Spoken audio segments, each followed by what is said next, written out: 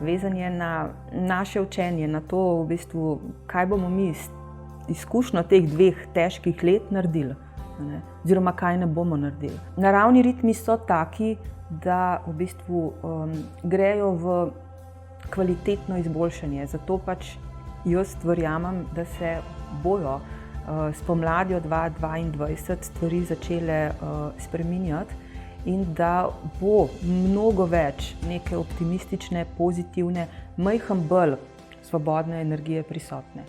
Gre za kolektivno v bistvu energijo, ki se v bistvu še prečiščuje. Vedno se je treba vprašati, kje je kritična masa ljudi. Koliko ljudi mora v resnici nekaj narediti, da se stvari spremenijo. V letu 2023 pa jaz resnično upam, da se te stvari tako premaknejo dalje, da bi pa lahko še bolj svobodno zadihali.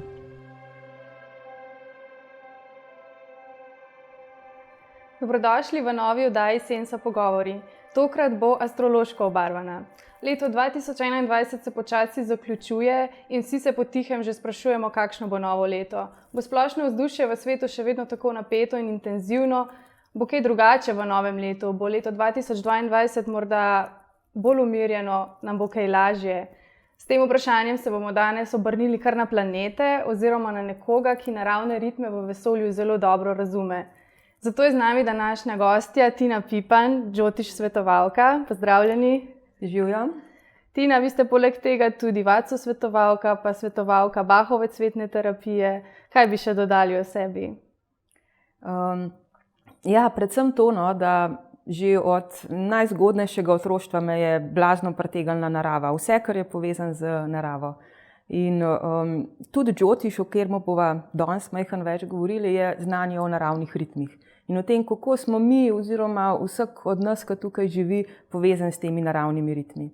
Tako da poleg te narave, ki je vpeta zelo v moje življenje, bi rekla, da nisem samo Jyotish pa Vastu svetovalka. Sem tudi mama, sem žena, po duši sem popotnica, tako da izredno rada to naravo raziskujem v bistvu tudi po svetu. O tem tudi pišem, izredno rada v bistvu fotografiram. Ena velika ljubezen je pa tudi joga, ki jo tudi raziskujem. Zdaj pa že skoraj 18 let. Koliko časa se pa že z Jyotishom ukvarjate in predvsem, kako ste šli na to pot? Kaj je bilo tisto, kar vas je prepričalo pri Jyotishu, da ste ga šli raziskovati in da ga tudi poučujete zdaj? Z Jyotishom sem se srečala oziroma sem ga začela se učiti približno 16 let nazaj. Zmer sem vedela, da neka klasična v bistvu pot ni za mene narejena. In potem mi je približno 17-18 let nazaj v bistvu prišla v roke knjiga od Adriana Kezeleta, ki govori o Jyotishu, in ko sem tisto knjigo prebrala, sem preprosto vedela, to si jaz želim v bistvu početi. In pa je bil to proces učenja, raziskovanja, osebne rasti, vzponov pa tudi padcev, življenje kot tako. Na poti sem seveda potem spoznala tudi znanje o ureditvi prostora, to je Vastu, Bachove cvetne esence oziroma Bachovo cvetno terapijo, meditacije, sproščanje, jogo, ajurvedo in nekako vse to vključujem zdaj v svoja svetovanja in v prenašanje znanja o Jyotishu in o teh naravnih ritmih. Koliko pa je staro znanje Jyotisha? Kar precej. Jyotish je zapisan v Vedah. Sama beseda Vede pomeni znanje in v bistvu Vede so zakladnica znanj. Ne samo Jyotish kot vedska astrologija, tudi Vastu kot v bistvu medicina za prostore, v katerih bivamo, tudi ajurveda, medicina za ljudi.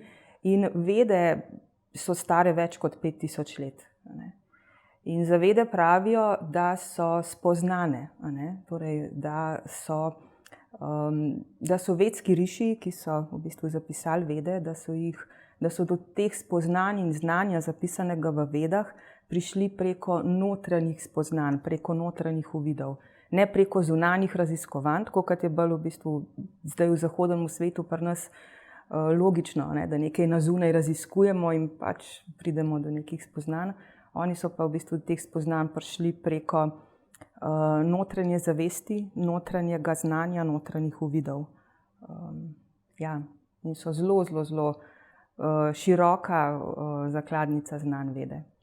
Zdaj, verjetno vsi ne poznajo Džotiša, bi mi mogoče na kratko razložili, kaj Džotiš sploh je, predvsem pa me zanima razlika za našo zahodno astrologijo, ki je pri nas bolj poznana. Džotiš je vedska astrologija in jaz temu pravim, da je to znanje o naravnih ritmih in o tem, kako smo mi s temi naravnimi ritmi povezani. Zelo pomemben razumeti pri astrologiji je, da ne gre za vpliv zunanjih planetov na nas, kot si velikokrat ljudje predstavljajo, ne, da je gor nekaj Saturn, pa Mars ali pa Luna in potem to deluje na nas in se ljudem na Zemlji nekaj dogaja. Ne. Gre za sinhrono povezanost naravnih ritmov v vesolju z naravnimi ritmi na Zemlji, v človeku, v naravi oziroma vsem, kar nas obkroža. In ko to razumemo, lahko dojamemo, da v bistvu nam pogled v nebo, torej natalna karta, astrološka karta, pove sam v bistvu več o tem, kaj je v resnici v človeku. Veliko različnih astrologij je, vsaka ima svojo metodologijo, vsaka je v bistvu lahko zelo kvalitetna preko razumevanja, v bistvu pa znanja pač te določene metodologije. Džotiš se od pri nas bolj poznane zahodne astrologije razlikuje v tem, da upošteva sideralni zodiak, ne tropski zodiak.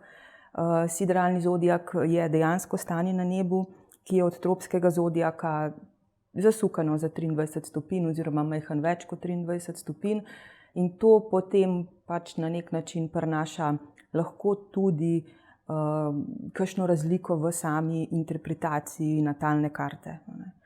Je pa zelo pomemben tudi razumeti in ne vem, kako je pri zahodni astrologiji, ker jo ne poznam dobro, ampak pri Džotišu je zelo pomembno, da vemo, da to ni nobeno napovedovanje v bistvu prihodnosti, da to niso v bistvu neki klasični horoskopi, ki jih lahko v 3 stavkih preberemo v nekih revijah, ampak da gre res za globoko poglobljeno razumevanje tistega, kar je človek prinesel s sabo, njegove vpetosti v naravne ritme in tudi torej nepredvidevanje prihodnjih dogodkov. Čeprav vedno naravni ritmi nam vedno lahko nakazujejo neke tendence, možnosti pa verjetnosti, ampak da gre predvsem za to, kaj mi v sebi lahko spremenimo. Dobimo neke karte in s temi kartami se lahko odigrajo različne igre in pač v našem življenju. In tukaj nam Džotiš lahko zelo pomaga.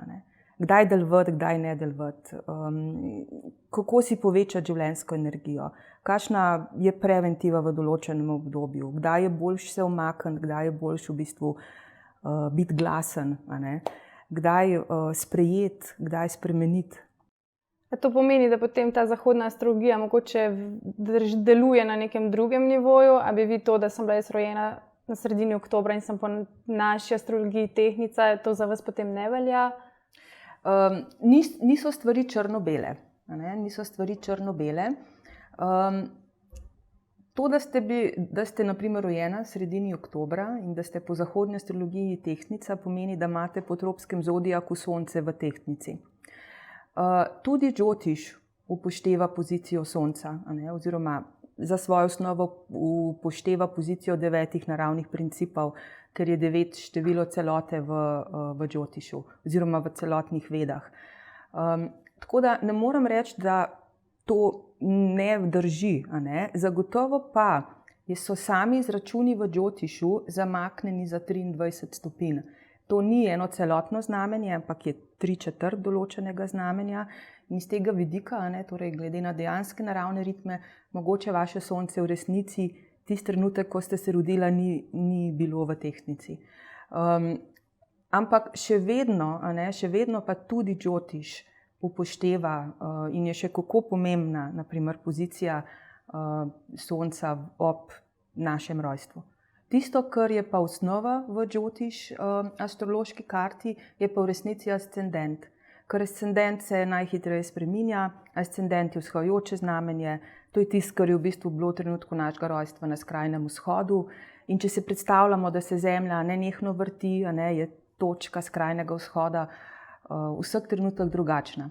In to je potem izhodišče za izračun natalne karte, rojstne karte v Džotišu. In seveda znotraj nje gledamo enako postavljenost, pozicijo vseh ostalih planetov.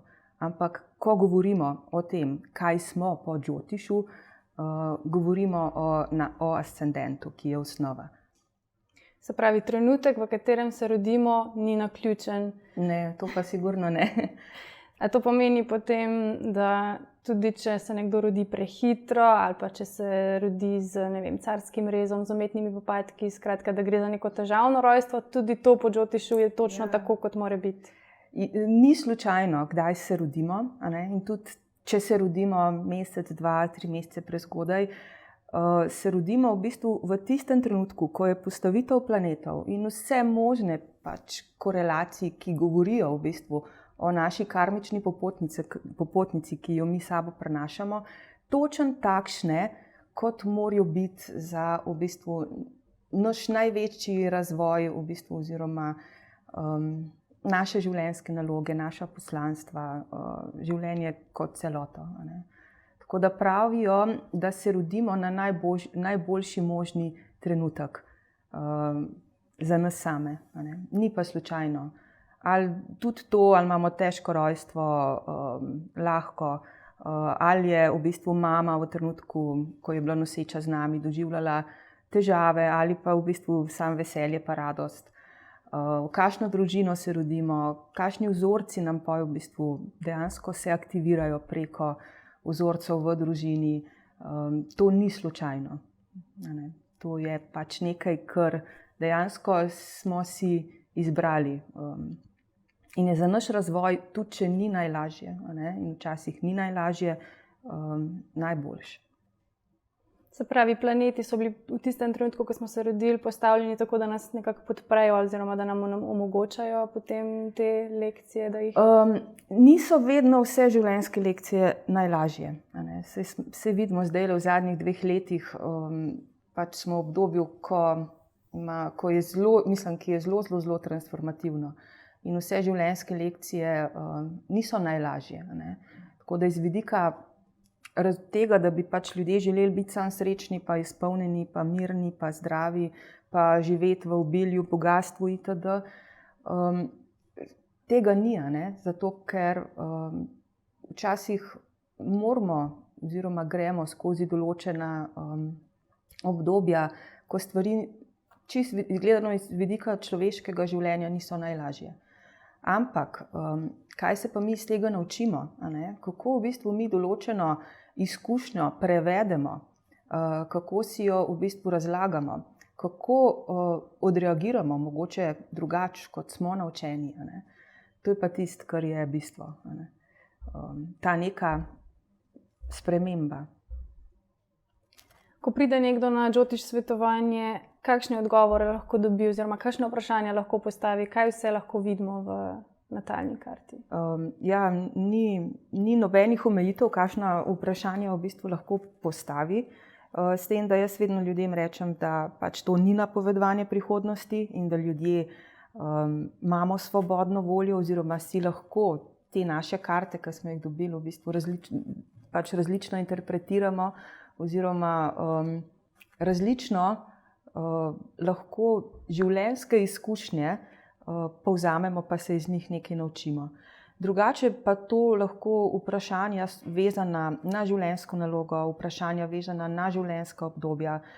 Jaz sem pa pristaš tega, da se Džotiš dela zelo konkretno in v bistvu povezano z življenjem tukaj in zdaj. To pomeni, da se da zelo konkretne usmeritve ljudem, od tega, kaj jim poveča življenjsko energijo, od tega, kako si lahko pomagajo za vzpostavljanje ravnovesja na področju zdravja, do tega v bistvu, kdaj, kako delovati, izbirati poti vezane na naš posel ali pa finance, zaslužek, kakšne so naše naloge, poslanstva vezano na partnerstvo, primarno družino, otroke. odnosi, kakšni so naši vzorci, čustveni, ki smo jih v bistvu mi sabo prinesli. Ker to, kar nas velikokrat omejuje v resnici, oziroma bremeni in je težko, so velikokrat naša notranja prepričanja. Zavedni in nezavedni vzorci, globoko v nas, v bistvu, ki lahko zelo vplivajo na to, kako mi potem določen dogodek, situacijo ovrednotimo, si razlagamo. In v teh vzorcih je dobro, da se jih pogleda tudi skozi Džotiš, ker s tem, ko te stvari spremenimo, pa lahko spremenimo tudi nekaj, kar se lahko zgodi v prihodnosti. Kaj pa recimo, če imamo težave v partnerskem odnosu, lahko tudi par pride skupaj na Džotiš svetovanje, se lahko pogleda 2 karte in vidi neko skupno karmo, skupne lekcije? Ja, Džotiš pozna ogromno v bistvu enih tehnik. Ena izmed tehnik je tudi kompatibilnost, partnerska, poslovna kompatibilnost, kjer se v bistvu primerja 2 rojstni karti in na nek način pogleda, kako eden na drugega vplivamo. Že stari modrici so rekli, da ni vseeno, s kom se družiš, ne? Ker mi vedno nezavedno vplivamo eden na drugega. Moja notranja struktura, brez da jaz karkoli naredim, že sam s tem, kar sem, vpliva na notranjo strukturo nekoga, s katerim sem veliko v stiku. Ne? In na to, na kakšen način vplivamo eden na drugega. S kakšnimi vzorci vstopamo v določen odnos. To se zelo lepo lahko vidi preko kompatibilnosti v Džotišu. Je pa zelo pomembno razumeti, da Džotiš in sploh kompatibilnost, osebna, partnerska, ni tukaj zato, da bi mi nek odnos rušili. Torej, to nima nobenega smisla, da nekomu rečeš tik pred poroko, vidva pa nista za skupaj. Tega se v bistvu ne dela. Zato, ker v resnici mi lahko naše vzorce, odzive tudi spremenimo. In kompatibilnost v Džotišu je tukaj zato, da se odnos podpre in da se ga izboljša, in ne zato, da se ga na primer ruši. Tako kot tudi vse ostale tehnike. Kaj pa, če ne vemo točno, kdaj smo bili rojeni? Sploh kakšne starejše generacije imajo težave s tem, da pač niso imeli tega podatka. A to pomeni, da te ljudje potem si ne morejo pomagati s Džotišem? V Džotišu poznamo tehniko, ki se ji reče rektifikacija, na podlagi katere lahko določimo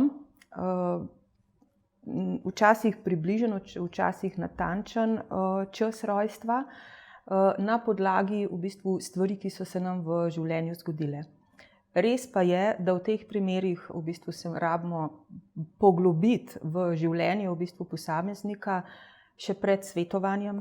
Rabimo več informacij, več podatkov, čisto zelo konkretnih, od možnih bolezni, v bistvu konkretnih dogodkov, kdaj so se zgodili, poklica, partnerstva, otrok.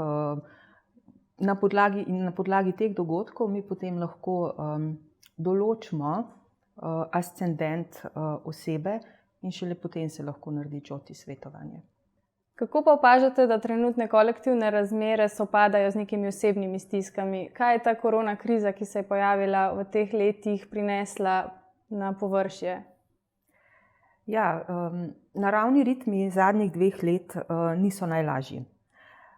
In na površje so pač prišli številni strahovi, številne tesnobe, anksioznosti. To je tisto, kar je mogoče najbolj opazno. Nam reka, da na vseh svetovanjih, ampak pri velikem procentu ljudi, ki se odločajo za Džotiš. Aktivirali so se globoki strahovi, neke potlačene stiske, nezavedne vsebine, ki smo jih dolgo časa skrivali pa potiskali navznoter. Tukaj se mi zdi zelo pomembno, da vsak pri sebi v bistvu pogleda, kaj in kako lahko transformiramo oziroma kaj in kako lahko spremenimo v tem obdobju. Ker razumevanje, samo sprememba znotraj nas in sprememba pač nekih teh stisk bo lahko potem naredila eno spremembo tudi na zunaj kasneje. Je pa močno kolektivno čiščenje, bi rekla. In če gledamo tudi v preteklosti, naravni ritmi so vedno ciklični. Vedno so ciklični in za vsako tako krizo prihaja pač ponovno lažje obdobje. To se je dogajalo že skozi zgodovino in to se bo dogajalo tudi zdaj. Je pa treba res pri sebi pogledati, kaj je tisto, kar je treba spremeniti. Kaj je tisto, kar ni več resnično, kaj moramo spustiti, kaj moramo drugače pogledati, kako ne smemo več živeti, kako se mogoče lahko zasukamo pa majhen drugače živimo pa dojemamo določene stvari. Kaj je pomembno in kaj ni pomembno, kaj lahko spustimo, kaj lahko obdržimo. To so tako zelo pomembna vprašanja ravno v teh časih. In mislim, da če se usmerimo znotraj sebe, pa probamo te stvari v resnici pogledati, kljub temu, da gre to roko v roki velikokrat z marsikatero stisko, žalostjo, skrbjo, občutkom krivde, odgovornostjo. Ampak če zmoremo to znotraj sebe pogledati in v bistvu narediti neko spremembo, spustiti nekaj drugače začeti delovati, preoblikovati, se usmeriti v drugačno razumevanje. To se mi zdi zelo pomembno. Bi pa lahko rekli, da ima vse, kar se dogaja, svoj smisel? Ja, ima vse, kar se dogaja, svoj smisel, ni pa vedno najlažji to. Ni pa vedno najlažji. In predvsem se mi zdi tukaj pomembno vprašanje svobode. Ljudje si že od nekdaj želimo biti svobodni, v vseh teh korona omejitvah pa nismo. Ampak svoboda se lahko gleda zelo široko in na več različnih nivojih. Imamo lahko notranjo svobodo. Koliko smo zavezani v nek naš vzorc, v neko našo čustvo, v neko naše prepričanje, v neko to karmično mrežo, obrazce delovanja, zavedne ali pa nezavedne. In svoboda je tisto, kar je nekako naravna težnja vsakega živega bitja. In v trenutkih, ko ne moramo biti popolnoma svobodni na zunaj, tako kot bi si mi želeli, mogoče čas, da pogledamo, kaj pa lahko s tem naredimo navznoter. Kaj pa, če pogledamo dogajanja zadnjih 2 let, a so kakšni dogodki sovpadali z nekimi planetarnimi dogajanji, pojav virusa, kakšni ukrepi, lockdowni? Ja, zelo so sovpadali z temi naravnimi ritmi. V Džotišu poznamo karmično os Rahu Ketu, pa ne samo karmično os, še v bistvu ostale naravne principe. Pozicija karmične osi in pozicija naravnega principa Jupitra, ki se je v zadnjih 2 letih družil s principom Saturna v stanju svojega velikega neravnovesja, to so tisti naravni ritmi, ki so najbolj vplivali oziroma sinhrono kazali, da se dogajajo neke velike transformacije oziroma preobrazbe. Naravni princip Jupitra je povezan z znanjem, izobraževanjem, etičnostjo, moralo, pravico, svobodo, pravom in tudi z bančnim sistemom, z v bistvu finančnimi strukturami. In lahko vidimo, oziroma smo videli, da ko je bil naravni princip Jupitra v stanju svojega velikega neravnovesja, to se je v 2 letih zgodilo 3-krat, takrat smo vedno imeli v bistvu neke lockdowne.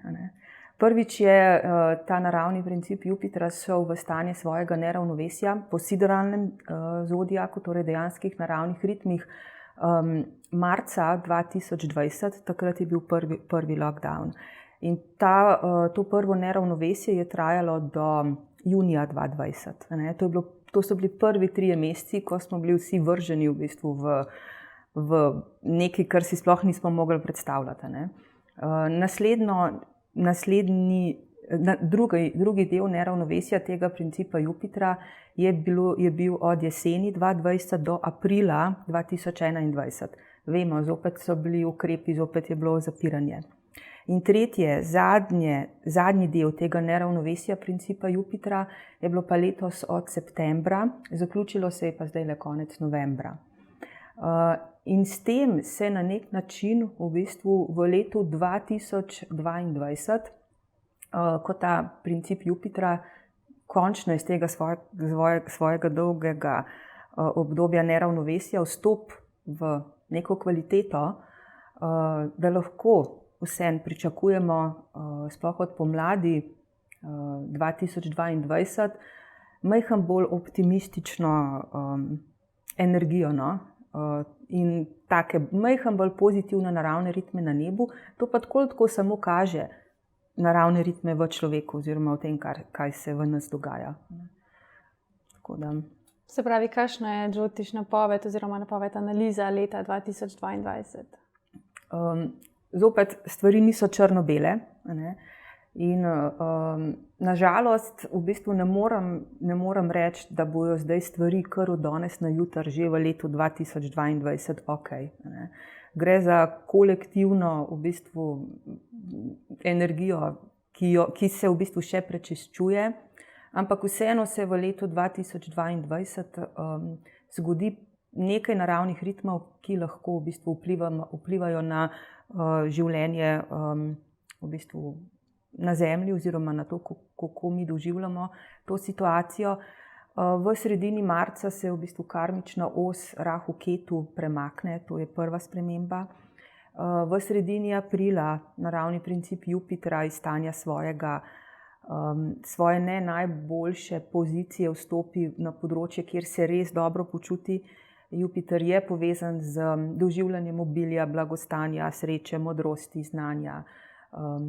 In poleg tega se pa po sideralnem zodiaku aprila premakne tudi princip Saturna, izstopi iz v bistvu zemeljskega, stabilnega, nepomičnega kozoroga v zračnega vodnarja, ki že tako daje več energije svobode. Energija zraka je majhen bolj povezana s svobodo. Sicer je zopet za jesensko obdobje, mislim, da je zopet lahko kakšno zaostrovanje ukrepov, mogoče ne v takšni meri, kot je bilo to zadnji 2 leti, ampak se nakazujejo, no, da se zopet lahko stvari majčkeno zaostrijo. V letu 2023 pa jaz resnično upam, da se te stvari tako premaknejo dalje, da bi pa lahko še bolj svobodno zadihali. No. Zdaj, večina bi vas verjetno vprašala, ravno to vprašanje, a bo kdaj tega konec, a bo... Najbolj iskren odgovor je, da to ne moremo napovedati. Ne moremo napovedati, ker je vezan na v bistvu ogromno dejavnikov. Ne.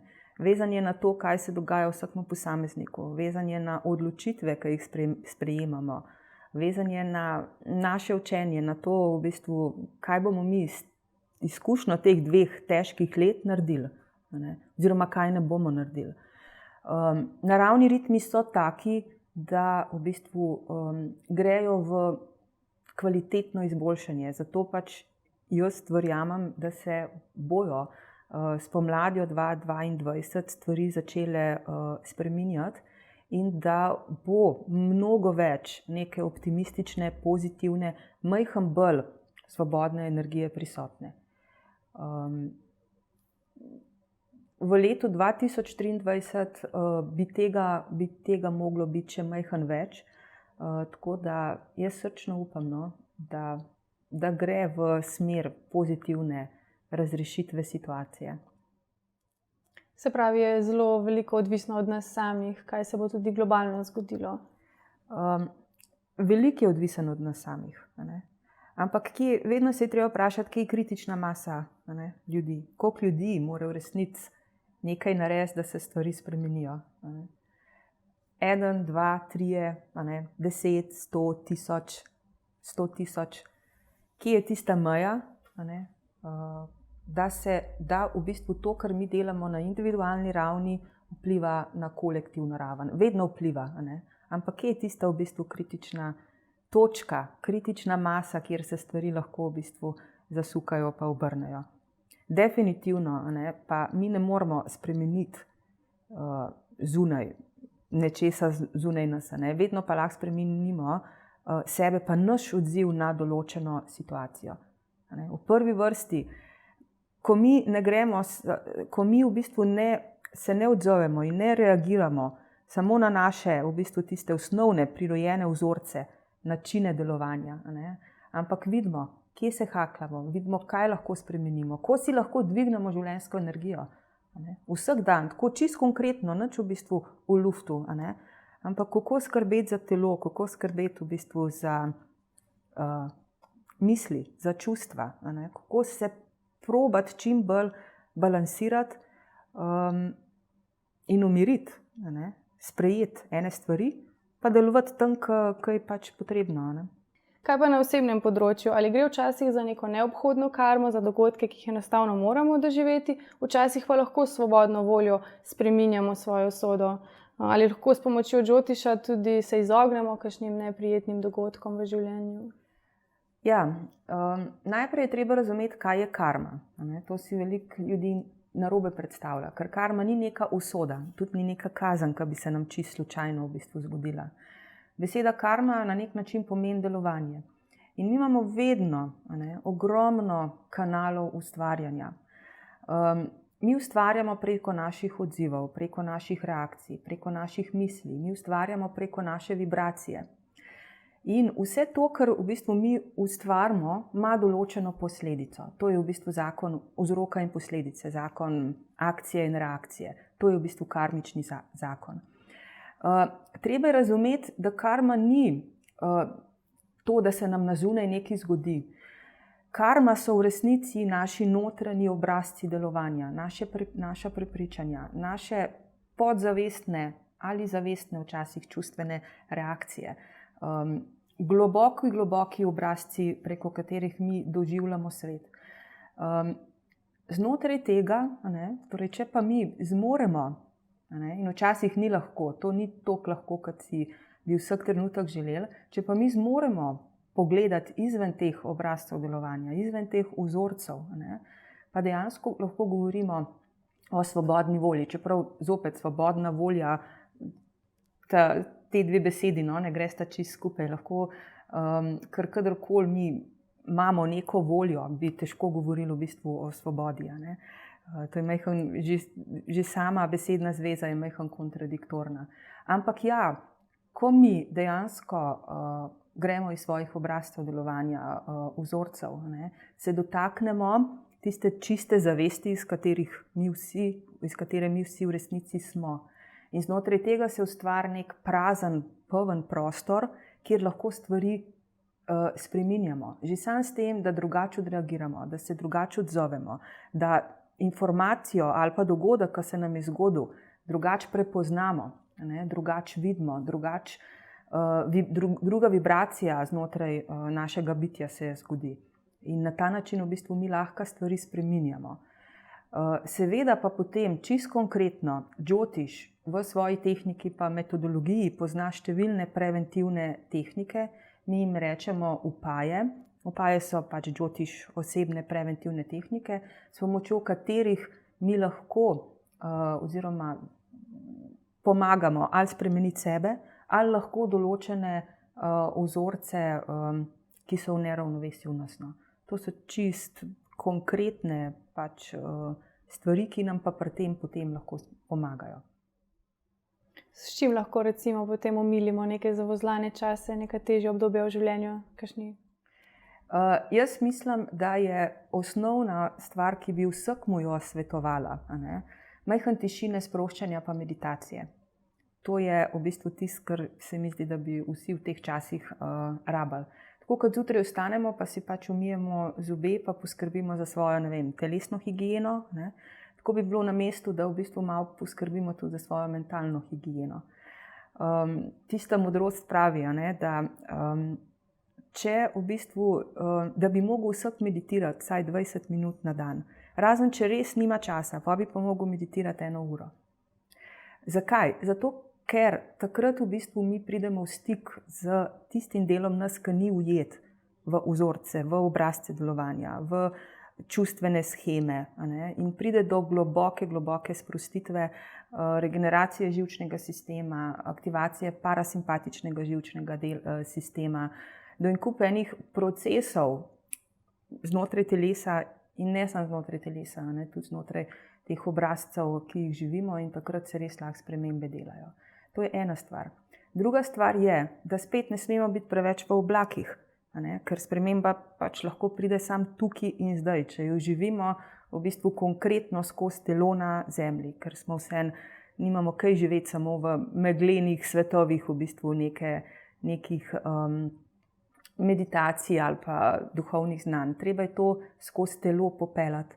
In zato bi bil moj drug nasvet za ljudi, da si dobijo neko telesno tehniko, lahko je to joga, lahko je to qigong, lahko je to klinična somatika. Teh tehnik je ogromno, tibetanske vaje, preko katerih mi torej usklajujemo telo, duha, zavest. In pa stik z naravo. Stik z naravo. Ta tudi zelo zdravilno vpliva na vse. Kaj bi pa svetovali za zadnje dni tega leta, ali pa recimo za prve dni novega leta, kakšno priporočilo, kaj početi, glede na to, da ste tudi vadsu svetovalka, kakšno energijsko čiščenje? Zdaj tako, jaz bi predvsem rekla, da pejte raj v naravo kot v shopping centre. Torej, da se ljudje čim bolj v bistvu iz tega nekega marketinškega, potrošniškega v bistvu dela življenja umaknejo tisti del, ki je v bistvu majhen bolj ponotranjen, pa majhen bolj povezan v bistvu z naravo, ali pa z nekimi toplimi v bistvu bližnjimi odnosi. To se mi zdi najbolj pomembna stvar, ki velikokrat v decembru ni toliko samoumevna za mnoge. Druga stvar je, da iz vidika naravnih ritmov je pravo novo leto v resnici zimski solstici. Zimski solstici je trenutek, ko je sonce najnižje, ampak je tudi v bistvu trenutek, ko se svetloba na novo rodi. Ko je noč najdaljša, dan najkrajši, ampak trenutek, ko se obrne. In temu pravimo, da je to v bistvu resnično rojstvo neke svetlobe. To je čas, ko je dobro v bistvu iti malo bolj navznoter, čisto konkretno pogledati, narediti neko bilanco v bistvu preteklega leta, pa ne samo neko finančno, ampak predvsem čustveno, osebno. Pogledati, kaj so mogoče naše vizije za naprej, jih zapisati. Hvaležen biti za stvari, ki so se v bistvu zgodile. Se mi zdi, da hvaležnost odpira številna vrata. Vsi smo šli v teh 2 letih skozi vzpone pa padce, torej jaz skoraj ne poznam človeka, vključno z mano, ki ne bi v bistvu šel čez transformacije, preobrazbe, v bistvu lahke pa težke trenutke, ampak pogledati na te stvari, biti hvaležen za majhne stvari, ker iz tega se aktivira novo obilje, pogledati, kaj smo se naučili iz starih izkušenj.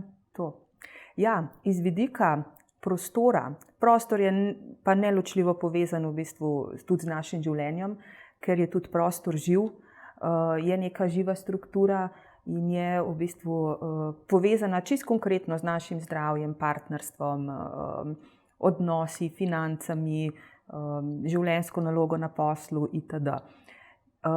Lahko energijsko očistimo prostor,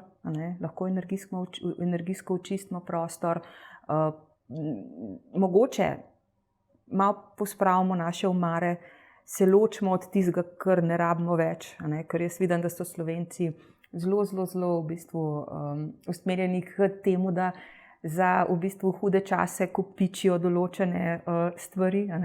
Tako da ja, malo pospraviti omare, dati stvari dalje, podariti, pomagati tudi komu, ki pač si v teh časih ne morejo v bistvu privoščiti kakšnih dobrin. Ker s tem, ko spustimo ene stvari, naredimo prostor za nove. In to je najbolj mogoče ena ključna stvar pri spremembah. Kaj pa, koliko mi upamo spustiti na zunaj, ali pa na znotraj. In to lahko naredimo tudi s prostorom. Da stvari v bistvu, ki jih ne rabimo več, damo dalje. Saj so ljudje že pisali o tej umetnosti pospravljanja. Ja, mogoče je to en nasvet, ki bi lahko koristil. Zdaj, nekateri smo že okrasili domove, nekateri še bojo. A je tudi pomembno, kje stoji novoletna jelka v prostoru? Prostor je in vsi mi smo vedno povezani s 5 naravnimi elementi. To je zrak, voda, ogenj, zemlja, pa eter oziroma kaša oziroma prostor. In jelka kot taka je vezana na element zemlje. Vse te lučke električne, torej, ki svetijo na jelki, so pa povezane z elementom ognja. In to je, ogenj je doma v vsakem prostoru vedno na jugovzhodu, zemlja je pa doma na jugozahodu. Tako da, če gre za neko večjo v bistvu jelko, smrekco ali karkoli, zagotovo sodi na področje elementa zemlje. Na v bistvu jugozahod, lahko jug-zahod, kjer je ta zemlja tudi doma. Bi pa tako rekla, če imamo mi v bistvu neko jelko postavljeno 14 dni, 3 tedne, to ne igra veliko vlogo. Bolj je pomembno to, v bistvu, kako imamo prostor urejen večino ostalega časa. Ja. Mogoče edino to, kar bi odsvetovala, je postavitev jelke v centru stanovanja, ker je center tako kot en tak popek oziroma skladišče življenjske energije in se tja res ne priporoča postaviti težjih elementov, oziroma se center vsakega prostora priporoča pustiti čim bolj prost, pa neobtežen. Prav tako bi odsvetovala postavitev nekih težjih elementov ali pa smrekce na severovzhod, kjer je področje elementa vode. Voda je vedno povezana z obiljem, blagostanjem, financami, večanjem materialne in duhovne energije v življenju, življenjsko energijo na splošno. Tako da ja, na severovzhod raj voden element, kot pa neka smrekca ali pa novoletna jelka. Se pravi, na splošno je pomembno, kako imamo urejen prostor okoli sebe? Ja, prostor je odsev naše notranjosti. Tako da ni vseeno, v kakšnem prostoru živimo. Energijska struktura prostora se neobhodno dotika naše, in ker v bistvu vsi v bistvu vplivamo eden na drugega. In ja, tudi prostor vpliva na našo notranjo strukturo, ampak mi lahko tudi s pravilno ureditvijo prostora vplivamo na v bistvu energijo prostora in s tem tudi na našo življenjsko situacijo, na spremembe, konkretne spremembe, vezane, v partnerstvu, financah, zdravju. Z vsem tem se prostor konkretno povezuje. Še kakšna misel za konec morda? Jaz bi mogoče bi želela reči, da včasih me ljudje na svetovanju vprašajo, kdaj bo spet tako, kot je bilo. Nikoli več ne bo tako, kot je bilo. To je vprašanje, ki se navezuje na korona krizo. Torej, stvari ne morejo biti take, kot so bile nekoč. Mi moramo iz tega znati potegniti v bistvu neko pozitivno spremembo. Ali je to samo v smislu vrednotenja določenih stvari, dogodkov, ljudi v našem življenju, ali v smislu sprememb, ki so ful pomembne, da jih naredimo vsak za sebe, na področjih, ki so čisto individualni. In ne samo čakati, kdaj bo spet tako, kot je bilo. Ne bo. Lahko pa iz tega vseeno potegnemo najboljš, kar lahko. In iz tukaj ven poj nekaj novega ustvarimo. Tako. Hvala, Tina, za vaše znanje. Hvala za povabilo. Gledalci Tino lahko najdete na njeni spletni strani eroja.si, lahko se dogovorite tudi za osebno svetovanje in se sami prepričate o moči Džotiša. Džotiš je torej svetloba in jaz želim vsem nam čim bolj osvetljeno pot v letu 2022, ker če bo osvetljena, pomeni, da bo popotovanje po njej mnogo bolj lahkotno. Neravnovesja naj se čim manj boleče preobražajo in slabi trenutki naj čim prej zasijajo v lepoti življenja. Srečno!